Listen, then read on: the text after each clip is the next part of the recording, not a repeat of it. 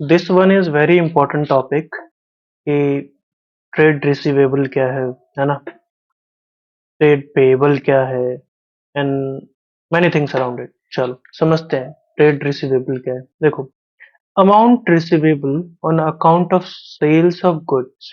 इसका amount receivable on account of sales of goods और service rendered by the company in normal course of business. यानी normal course of business यानी जिस product में वो deal करती है, जिसका वो बाय एंड सेल करती है, जो वो सर्विस प्रोवाइड करती है, ठीक है, उसमें अपने उसमें जो अमाउंट रिसीवेबल है उसको हम बोलते हैं ट्रेड रिसीवेबल। ये दो चीजों को इंक्लूड करता है, एक तो डेटर्स और दूसरा बिल्स रिसीवेबल। अभी हम समझेंगे कि दोनों क्या है, बट यहाँ पे एक समझने वाली बात है कि ट्रेड रिसीवेबल क्या है। वो अमाउंट रिसीवेबल है on account of just on accounts of sales of goods or services rendered by the company in the normal course of business। यानी जो नॉर्मल कोर्स ऑफ बिजनेस है उसका एक अकाउंटिंग पीरियड में जो भी गुड्स और सर्विस उसने प्रोवाइड किया है और उसके पैसे मिलने हैं उसको उसको हम ट्रेड रिसीवेबल बोलते हैं। और ये दो चीजों को इंक्लूड करता है, first one is debtor and second one is bills receivable. अब समझते हैं डेटर्स क्या होते हैं। देखो, पर्सन्स और firms to whom goods have been sold, जिनको गुड्स बेच तो दिया गया है या सर्विस प्रोवाइड तो कर दी गई है, पर किस पे की गई है? क्रेडिट पे। और जिसकी पेमेंट अभी तक नहीं हुई है, जिसकी पेमेंट अभी तक रिसीव नहीं हुई है। यानी किसी भी पर्सन या फर्म को आपने सामान तो बेच दिया है, पर वो किस पे बेचा है? उधारी पे बेचा है और उसकी पेमेंट अभी तक आपको नहीं मिली है, उसको हम क्या बोलेंगे? डेटर्स। जैसे आप शू बेचते हो और आपने किसी परचेजर को 20,000 के शू बेच दिए उधारी पे, बिकॉज वो आपका रेगुलर कस्टमर है या जो भी है, ठीक है, और अभी तक उसने पेमेंट नहीं किया आपका। आपने सेलिंग भी कर दिया, पर किस पे किया? क्रेडिट पे किया, और उसकी पेमेंट नहीं हुई, अभी पेमेंट नहीं मिली है, payment not received, that is called debtors. अब बिल्स रिसीवेबल हम समझते हैं। देखो, बिल्स रिसीवेबल तो समझाऊंगा ही मैं, इसके साथ एक और टर्म आता है, प्रोमिसरी नोट। वो भी मैं आपको बता देता हूँ और फिर बिल्स रिसीवेबल पे आते हैं। तो लेट्स से यहाँ पे आप मान लो शाम हो, ठीक है, और शाम से मैंने कोई प्रोडक्ट खरीदा 20,000 का, मैंने खरीदा, ठीक है, उधारी पे। और मैंने एक उसको प्रोमिसरी नोट दिया शाम को, क्या कि मैं प्रॉमिस करता हूँ शाम कि मैं जो है आपका जो पैसा है, लेट से 7 मार्च को पे कर दूंगा। तो ये मैंने प्रॉमिस किया और उसको एक note promissory sorry promissory notes उसको दे दिया मैंने। तो मैंने प्रॉमिस किया कि इस तारीख को मैं आपके पैसे दे दूंगा और उसको मैंने एक पेपर पे लिख के उसको दे दिया, that is called promissory note. ठीक है, ये जो है, जो डेटर है वो सेलर को देता है, ठीक है। अब बिल्स रिसीवेबल क्या है? बिल्स रिसीवेबल क्या होता है, समझो। देखो, मान लो श्याम ने मुझे सामान बेचा 20,000 का, ठीक है, पर इस बार मैं उसको प्रॉमिस नहीं कर रहा हूं। उसने बोला मैं दे तो दूंगा तुमको उधारी पे, पर तुमको एक बिल पे साइन करना होगा, एक बिल पे साइन करना होगा। यहां मैं प्रॉमिस नहीं कर रहा, पर वो मेरे से प्रॉमिस लेना चाहता है कि तुमको एक बिल पे साइन करना होगा, जिसको हम बोलते हैं bills of exchange. Bills of exchange, कि तुम मुझे मेरा पैसा मान लो 7 को लेके जा रहे हो तो 20 मार्च तक पेमेंट कर दोगे, या मान लो 20 अप्रैल तक पेमेंट कर दोगे, लेट से, ठीक है। और मैं उस पे साइन कर देता हूँ और उसको दे देता हूँ, ठीक है। अब क्योंकि मैंने साइन करके अब वापस से उसको ये दिया है, और उस बंदे को यानी शाम को पता है कि मैं 20 अप्रैल को उसको पैसे दे दूंगा, और उसको ना 20 मार्च के पास ही उसकी इन्वेंट्री घट गई और वो ना सामान लेके आना चाहता है। वो सामान लेकर आना चाहता है, उसके दुकान में जो स्टॉक है वो खत्म हो गया। तो मेरे से तो पैसे मांगेगा नहीं, पर उसके पास ये बिल्स ऑफ एक्सचेंज है, ठीक है। वो क्या करेगा, वो अपने सेलर को बोलेगा कि ये मुझे पैसे आने वाले हैं 20 अप्रैल को, और मैं ना वेट नहीं कर सकता, तो तुम ये जो मैं बिल्स ऑफ एक्सचेंज देता हूँ वो तुम रख लो और 20 अप्रैल को तुम उससे ले लेना। अब मैंने प्रॉमिस किया है, उस पर साइन किया, तो मुझे देना पड़ेगा। पर प्रॉमिस लिया गया है, मैंने किया नहीं। अगर मैं करता तो मैं क्या देता उसको, प्रॉमिसरी नोट देता, जो कि डेटर देता है सेलर को। पर यहाँ पे क्या है, बिल्स ऑफ एक्सचेंज था। अब जब पेबल हो जाएगा तो बिल्स रिसीवेबल हो जाएगा। मतलब जब, देखो बिल्स ऑफ एक्सचेंज था, अभी नाम दिया है ना, एक बिल पे उसने साइन कराया जिसको हम बिल्स ऑफ एक्सचेंज बोलते हैं। और 20 अप्रैल को वो क्या हो जाएगा, 20 अप्रैल को आपका बिल्स रिसीवेबल हो जाएगा उस बंदे को जिसको मैंने प्रॉमिस किया है।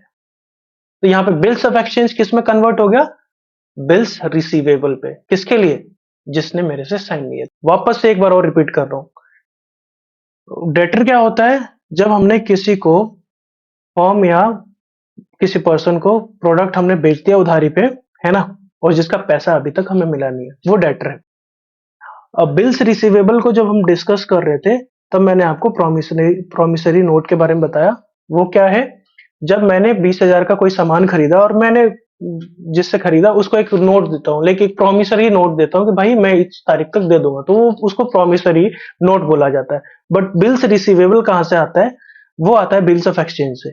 और यहाँ पे क्या होता है, यहाँ पे मैं प्रॉमिस नहीं कर रहा, बट जो दुकानदार है वो मेरे से प्रॉमिस ले रहा है, और वो एक बिल पे मेरे से साइन कराता है जिसका नाम है बिल्स ऑफ एक्सचेंज। और उस पे जो मैं डेट यहाँ पे देते हैं वो ड्यू डेट है, ठीक है, जो कि 20 अप्रैल है। बट मान लो कि उसको 20 मार्च को ही कोई शॉपिंग करनी है, कोई सामान को खरीदना है और उसके पास कैश नहीं है, तो वो बिल्स ऑफ एक्सचेंज किसी और पार्टी को दे देगा और उससे सामान ले लेगा, बिकॉज उसे पता है कि 20 अप्रैल को पैसा तो मिल ही जाना है। ठीक है, तो अब यहाँ पे देखो, अब bills of exchange becomes bills receivable for the person who draws it in any drawer and get it back। Drawer कौन है, जिसने साइन लिया है मेरे से, जो सेलर है वो यहाँ पे ड्रॉर है, ठीक है। और मैं हूं कौन, ड्रॉई, जिसने उस चीज को, उस बिल्स को एक्सेप्ट किया, मैंने उस पे साइन किया उसके बिल्स ऑफ एक्सचेंज को, तो मैं क्या हूं, एक्सेप्टर हूं। तो जो एक्सेप्ट करता है, जो साइन करता है, वो एक्सेप्टेंस देता है अपनी, और उसको हम क्या बोलते हैं, ड्रॉई बोलते हैं। और जो साइन कराता है उस बिल पे, यानी जो सेलर होता है, उसको ड्रॉअर बोलते हैं। ठीक है, समझ में आया। वापस से, अब bills of exchange bills become bills receivable. एक बिल्स ऑफ एक्सचेंज एक बिल्स रिसीवेबल बन जाता है, ठीक है, कन्वर्ट हो जाता है ड्यू होने पर।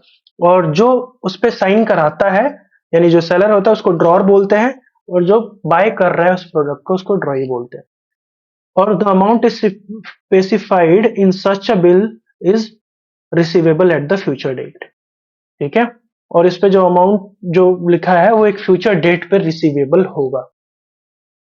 ठीक है, गॉट इट। चलो अब ट्रेड पेबल समझते हैं। देखो, amount payable on account of goods purchased और सर्विस टेकन। हमने कोई सामान खरीदा या कोई सर्विस लिया, ठीक है, in our normal course of business, पर हमने उसकी पेमेंट नहीं की।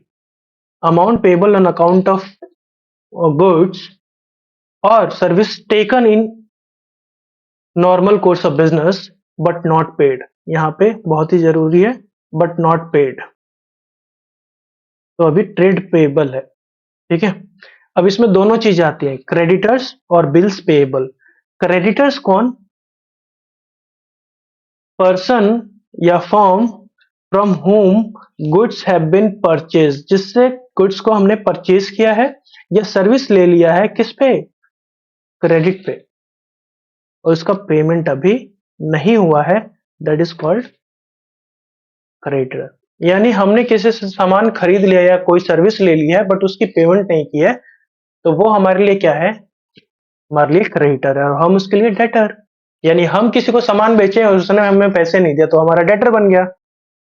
समझे, कंफ्यूज मत होना भाइयों, बहुत ही इंपॉर्टेंट टॉपिक है, कंफ्यूज मत होना।